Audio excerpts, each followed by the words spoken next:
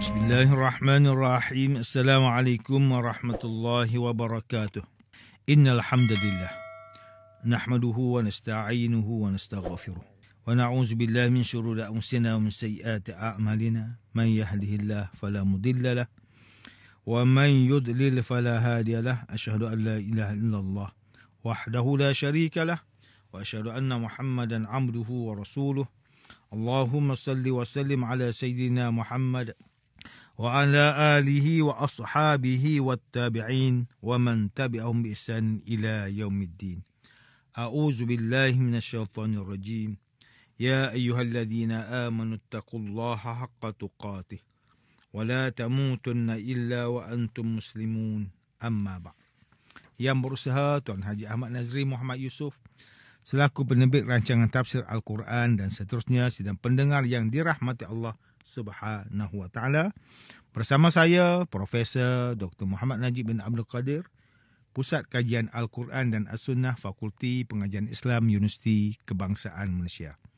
Tuan-tuan, puan-puan, para pendengar yang dimuliakan, pada hari ini kita akan menyambung kembali rancangan tafsir Al-Quran bagi siri ke-29. InsyaAllah pada kali ini kita akan membincangkan mengenai pentafsiran ayat ke-35 surah Yunus. A'udzu billahi minasyaitonir rajim. Bismillahirrahmanirrahim. Qul hal min syurakaikum man yahdi ilal haqq. Qulillahu yahdi lil haqq. أفمن يهدي إلى الحق أحق أن يتبع أمن لا يهدي إلا أن يهدى فما لكم كيف تحكمون. Bertanyalah wahai Muhammad, adakah di antara makhluk yang kamu sekutukan dengan Tuhan itu sesiapa dengan memberi petunjuk kebenaran?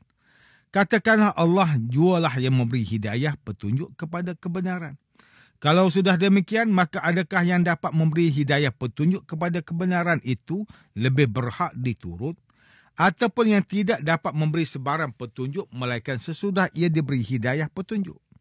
Maka apakah alasan sikap kamu itu? Bagaimana kamu sanggup mengambil keputusan dengan perkara yang salah yang tidak diterima oleh akal? Muslimin dan muslimat yang dirahmati Allah, Profesor Dr. Muhammad Qureshi Shihab melalui kitabnya Tafsir Al-Misbah menyatakan pada ayat ke-35 surah Yunus bahawa pada ayat ini digunakan dua konteks yang berbeza mengenai petunjuk Allah Subhanahu wa taala. Konteks yang pertama ialah yahdi lil haq. Pada ayat ke-35 surah Yunus, pengarang menterjemahkan sebagai membimbing menuju kebenaran. Manakala konteks kedua pula ialah yahdi ilal haq, diterjemahkan sebagai Allah membimbing kepada kebenaran. Para ulama menyatakan bahawa dua konteks ini tiada perbezaan. Konteks ini jelas menunjukkan bahawa hanya Allah Subhanahu wa taala sahaja yang layak dan mampu membimbing manusia menuju kebenaran dan kemuncak kehidupan, iaitu syurga, dambaan manusia dan seluruh makhluknya. Sidang pendengar yang dimuliakan, Profesor Dr. Tengku Muhammad Hasbi As-Siddiqi menerusi kitabnya Tafsir An-Nur mentafsirkan ayat ke-35 surah Yunus ini dengan menjelaskan mengenai kaum musyrikin yang tidak menerima prinsip kehidupan bahawa seharusnya seseorang manusia mengikuti atau menyembah Tuhan yang mampu menjadikan alam, menciptakan setiap sesuatu yang ada di alam ini dan mengulangi penciptaannya itu. Kaum musyrikin juga tidak mempercayai dan mengaku bahawa akan ada suatu hari dibangkitkan manusia yang sudah mati dan dihitung amalan mereka, serta penerimaan balasan mereka ke atas perbuatan mereka di dunia. Hakikatnya Allah Subhanahu wa taala sahaja yang layak dan mampu memberi petunjuk kepada kebenaran kepada golongan yang Dia kehendaki menuju jalan yang benar. Hanya Allah Subhanahu wa taala sahaja yang mampu dan layak dalam mencurahkan nikmat-Nya kepada umat-Nya yang dikehendaki dan memastikan agar umat-Nya berada di dalam keimanan yang benar. Manakala Profesor Dr. Haji Abdul Malik bin Abdul Karim Amrullah atau lebih dikenali sebagai Hamka melalui kitabnya Tafsir Al-Azhar ketika mentafsirkan ayat ke-35 surah Yunus ini menjelaskan bahawa kedatangan wahyu Allah Subhanahu Wa Taala yang dibawa oleh Rasulullah SAW mengajarkan mengenai tauhid, akhlak, politik, malah mengenai asas kehidupan. Sudah tentu kaum musyrikin tidak dapat menjawab apabila disoal mengenai perkara yang mereka sembah, sama ada ia mampu menunjukkan kepada kebenaran atau tidak, kerana segala peraturan bagi penyembahan berhala sekalipun direka oleh pemuja sendiri. Mereka sekali lagi terdiam apabila dikatakan bahawa Allah Subhanahu Wa Taala mampu memberi petunjuk kepada manusia, sedangkan patung berhala mereka tidak mampu untuk memberi petunjuk kepada kebenaran. Profesor Dr. Haji Zainal Arifin Zakaria melalui kitabnya Tafsir Inspirasi, ketika mentafsirkan ayat ke-35 surah Yunus ini menjelaskan bahawa Allah Subhanahu Wa Taala yang memberi bimbingan dan petunjuk kepada manusia.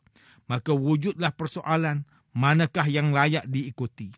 Adakah bimbingan Allah yang Maha Kuasa atau selainnya yang lemah tidak berdaya? Tuan-tuan dan puan-puan yang dirahmati Allah, demikianlah tafsir bagi ayat ke-35 surah Yunus menurut pentafsiran oleh para ulama.